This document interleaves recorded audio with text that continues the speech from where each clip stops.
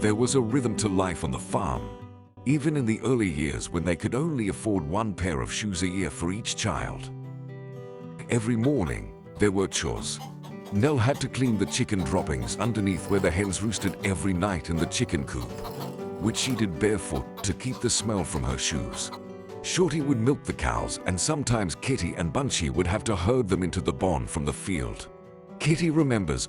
But he would get out there, and if he was running a little late, Mom should be out there trying to help him, and he'd run in that house, change his clothes so he didn't miss the school bus. And he was, I don't know how old he was at that time, probably 12 or 13 or something. But he had all that responsibility to get done every day before he went to school. And then, of course, again at night, but I could just see him running into that house and to get his clothes changed so he could go to school. Once a year before school started, shoes would be ordered from the Montgomery Ward's catalog, and they would have to last until the following school year began. Frank did his best to repair the shoes for the boys, who were working the fields in summer, but often the girls would be roaming the farm barefoot. Their feet were tough. They would skip church in the summer so as not to be embarrassed for lack of shoes. The family would bathe in a round metal tub with water gathered from the irrigation canal. It was rare for Frank to participate in family pleasures, but for some reason one summer day he came up with an idea. I remember Dad said to Mom, let's get the soap and some towels and let's go over. And we bathed in the irrigation ditch. And, I think that was probably one of the times my dad relaxed enough to enjoy. Yeah. Even though there were a few cracks here and there, they were a strong family. Kitty and Joe were inseparable, and in summer would swim naked in the canal where the irrigation turnout was. One day, as they were sunning by the water, the ditch rider appeared. Their eyes must have been as big as saucers as they jumped in the water, trying to hide their most private attributes from the man. The embarrassment was consuming. Little Kitty was spunky, while Joe always had her nose in a book, hoping Raymond Clark would come over to play. Kitty remembers that sometimes her rebellious streak would flare. Once, while she and Joe were cutting paper dolls with just one pair of scissors between the two of them, she thought Bunchy was taking too long with her turn. When she finally got the scissors, she threw them at her sister, impaling her in her thigh so that the scissors stuck, scarring little Bunchy for life. Kitty also remembers a time she didn't want to go to the outhouse, so she just squatted under the dining room table and peed her pants on the kitchen floor that had just been scrubbed. Bess yanked her from under the table with Nell yelling, Mama, please don't spank her. She would outgrow the impulsiveness to become gracious, and her spunkiness turned into something delightful. Bernadine was nearly 4 years older than little Bunchy. By the time she was a teenager, she was vivacious and outgoing with quite a social calendar. Sometimes she'd have 2 dates in one night. A room would light up with her smile and her laugh. But as she grew older, cracks began to appear. Bernadine had mood swings, where she was incredibly sweet one minute and unkind the next. Joe remembers when Bernadine told her she was too ugly to ever have a boyfriend while laughing at her. According to Kitty, Joe always had a boyfriend, and everyone knew she was anything but ugly. Bernadine would also insist that Joe avoid her boyfriends. Joe remembers. She would go down to the kids that play ball or basketball or something. She would say, well, don't go to the door because he might think that you're me. You're not going to go out with my boyfriend. The family was never sick, and it was unlikely that any of them ever saw a doctor. Sometimes they might have had an occasional earache, which would be cured by Dr. Frank. He smoked Bull Durham cigarettes and would inhale a big puff of the malodorous smoke, which he blew in his patient's ear, convincing them they were cured. It seemed to work.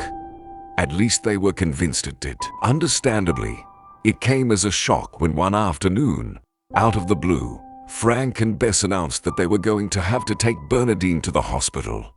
If any of the siblings ever questioned their parents about the incident, they were never provided with an explanation. She had not seemed sick or injured.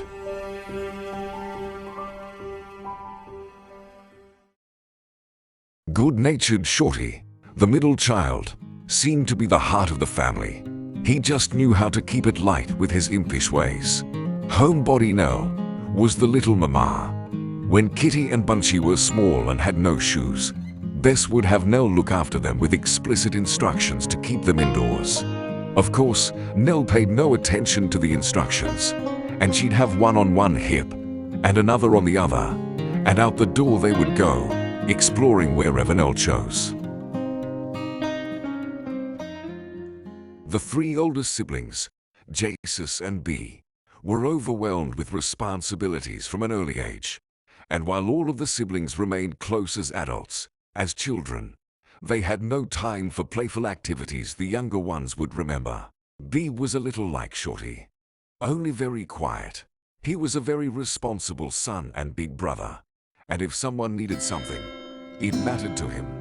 He and Jay were a team. Sis was beautiful in a Grace Kelly kind of way, and always gracious, but she was in charge of younger siblings who would not mind her because that's what kids do when a sibling tries to be the boss of them. Sis was probably relieved when she got the job cleaning for the postmaster's family. Jay didn't have a lot of time to play, but he did have one very favorite pastime, and it required a victim. One afternoon, Frank and Bess had gone to the Grange with the Clarks and left the younger kids home with Jay, who couldn't wait for them to leave so he could tease Nell. Nell had gone to the front of the house when she noticed something unusual in the distance where the end of their lane met the county road. She could see a small group of men milling about their property. She ran to fetch Jay, who figured out real quick what needed to happen. Quick, Nell! Indians! You need to go hide with Kitty and Joe, or you're going to get scalped. I'll try to keep them out of the house. But Jay, where should we hide? Jay thought for a moment. I know. In the laundry basket, under the dirty clothes. They'll never look there. Jay continued the ruse for what must have felt like an eternity for the little terrified girls in the laundry basket, which was only big enough to hold the youngest two. Nell just hid in the closet with the basket. He clearly was having a better time than they were. As it turns out, the men were surveyors, which Jay of course already knew. They were there to survey for well water. It was a sign of better things to come for the family.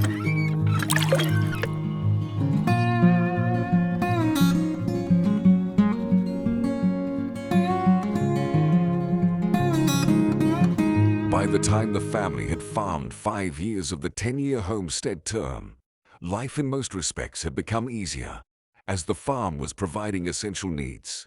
A well was dug, and electricity became available. There was even a light at the willow barn. Beneath it all, something was brewing between Frank and his two eldest sons, Jay and B. The world was changing, and while Frank farmed with a team of horses, his neighbors, particularly the clerks who employed Jay and B, were growing their enterprises by investing in new machinery. The boys were beginning to understand more efficient ways of farming that could increase their harvest, and thus their income. Discussions of the matter were volatile. Frank insisted he knew what he was doing and wouldn't hear of it. His boys were going to do as they were told, and that was it. This must have been quite frustrating for B and J, who could get things done with half the effort in twice the time at the Clerfs. Bess understood the boys' intentions and would often end up in tears over Frank's stubbornness and threats. She must have just thought it would be this way until the boys were on their own, which was not that far in the future. Frank had another big issue brewing with Jay: his obsession with being a cowboy. Frank despised everything Jay was dreaming of, but nothing as much as that foolish talk about the rodeo. It didn't sit well with Frank that his son always looked the part with his Stetson cowboy hat, tailored cowboy shirts with pearl snaps, and Acme cowboy boots. Would he waste his hard-earned money on such things? He even had a guitar and a lariat so he could practice roping and singing cowboy songs, and he had developed a reputation for breaking horses. It was scandalous as far as Frank was concerned. cowboys played cards and drank. Shut up! Jay was probably no more than 16, and B a couple years younger. Nell witnessed the event that spilled over that day, saying only that she could not accept that one person could do to another person the things she had seen. She was completely traumatized, curling up on a bench that was on the side of the house, unable to move or think. It was unthinkable. She lay there for the whole afternoon until it was dark, when most likely, Bess made her come in. Someone once said that Frank had taken a 2x4 to his sons. It wasn't just Jay who was the object of the rage. Though B's role in the escalation was likely far less than Jay's, it was in his character to have come to his brother's rescue, young as he was. It all ended with Jay, who was pretty beat up from the ordeal, ordered off the property and told not to come back. The loving mother's heart of Bess must have just shattered. For so many reasons, her grief had to have been almost unbearable. Frank was stern, but he never laid a hand on his girls or Bess. After the event, the girls would sometimes, during arguments with B or Shorty, hear her admonish Frank. Frank, don't you run that boy off. Jay ended up back in Idaho with Otis and Hattie. His cousin, also named George, was in awe of his athleticism. Jay didn't need to open a gate to get over a fence. He would just leap over the fence like it was a stroll in the park. Young George Vance went by the name of Tuggum and became an influential political figure in Midwestern Idaho politics, once running for the Idaho Senate. His admiration for Jay never wavered. But I vaguely remember the night that Daddy ran me off the place. Ran me off, Joe? There are conflicting stories, but strong agreement that in their teens, both B and Jay ended up in Gillette, Wyoming with 3 of Frank's brothers and their families: Tom, Lee, and Fred. Jay was finally free to pursue his rodeo aspirations.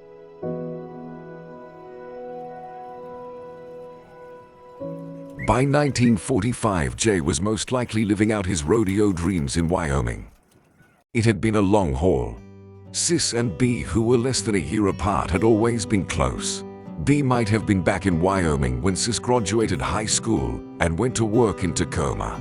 Wes Clark's brother Bob found her a good job there, and she lived with him and his wife Frances for a time. She would soon meet a handsome young man who was stationed at Fort Lewis Army Base nearby, and in 1944 she married Pete Albrecht. Nell was cleaning house for a nice couple who lived within eyesight under the hill. The man was respectfully nicknamed Pig for some legendary and heroic interaction involving a wrestling match with a pig. Pig and his wife were highly regarded, and the couple was very good to Nell. One day she went to clean the house, and it seemed that the couple was not home. The door was always left unlocked for her, so she went in and headed for the bedroom where she usually started. She opened the bedroom door to find Mr. and Mrs. Pig in the bed, involved in what appeared to be a wrestling match of their own. The innocent girl was horrified, thinking she was witnessing Pig trying to kill his wife. She graduated high school in 1945 and had managed to save a little money so she could attend beauty school, but instead ended up enrolling in business college. Finances became a problem, and B tried to help her, but she had to drop out. She ended up in Tacoma with Sis. Pete introduced her to an army buddy named Bob Jones, and they would also marry. All seemed well the summer of 1945. 16-year-old Shorty milked the cows and helped Frank on the farm, while Bernadine, age 15, spent a lot of time with friends. Kitty and Bunchy, who were 9 and 11, would have to gather eggs and feed the chickens before Raymond Clark rode his horse over to spend the day. Sometimes they would go visit the Lake family. Frank finally owned the farm, and the future seemed assured. At some point in time, Bess had decided she needed to figure out how to drive the rattletrap of a car they owned. She had observed Frank and probably requested instructions from B before making her first attempt, which ended with the car smashing into a tree along the driveway. Ever patient, B decided he'd help her on the second attempt, which went no better. Bess was exasperated when she ended up in the field, having once again never made it onto the road. That was the end of it for her.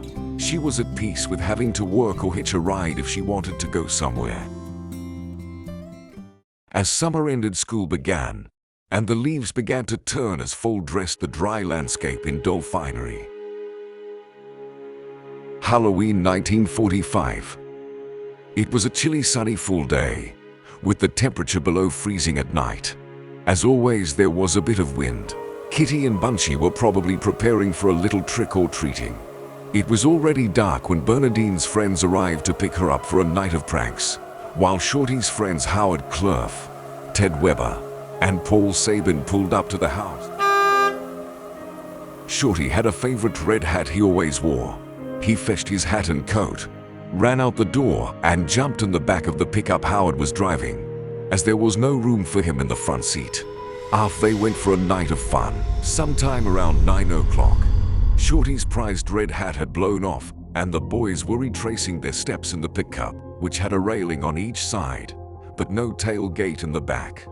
This item was never in dispute among any of the parties questioned. That piece of information would be about the only thing that no one contested. November 1st, 1945. The Ellensburg Daily Record newspaper printed the story.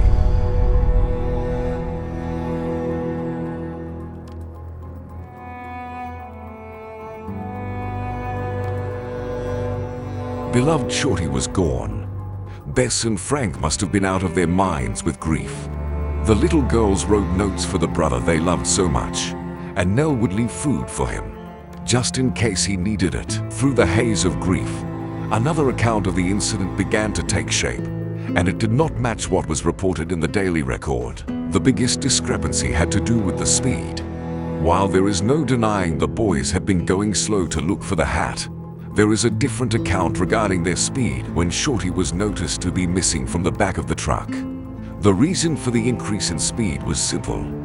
The boys had been up to a little mischief that night, and the police were chasing them. According to Frank and Bess, the coroner had expressed some concerns, stating something to the effect that he had a pretty good idea of what happened, accompanied by an unwillingness to elaborate. Whatever the case, Shorty had tire tracks on his shirt, indicating that he had been run over. The mystery of who ran over Shorty is likely to never be solved. The consequences for the family are indisputable. Frank and Bess had achieved what they had been working at for 10 long years, with a great reward at the end of it. It should have been a happy time for them, but they were so heartsick. Bitterness began to grow in Frank as he consistently held to the notion that the police had run over Shorty and tried to cover it up. With the loss of the boy he loved so much, he began to lose his love of the farm and the community. The very things that had brought the family security, joy, and tranquility. By 1949, Frank had sold the farm and moved to Central Oregon, where Bess's sister Aura and her husband Perry Miller were already living. They would live there for a few months before moving to Madras, and ultimately on to Jefferson, near Salem, where they bought a house. When Jay married Carolyn in November of 1950, he had stopped there on the honeymoon so they could take Kitty and Joe to a movie. Joe graduated from Jefferson High School and married Ellis Hamby. Ellis was descended from a family of pioneers who founded the Mid-Willamette Valley in the mid-19th century, and he and Joe lived an amazing love story in the town where Ellis was born. Frank and Bess would return to Central Oregon, where Kitty graduated, and he ended up working at the Crooked River Ranch in Terrebonne. Kitty attended Oregon State University before she married her love match, Don Wren. It wouldn't matter where they went. The memory of their beloved Shorty would always go too.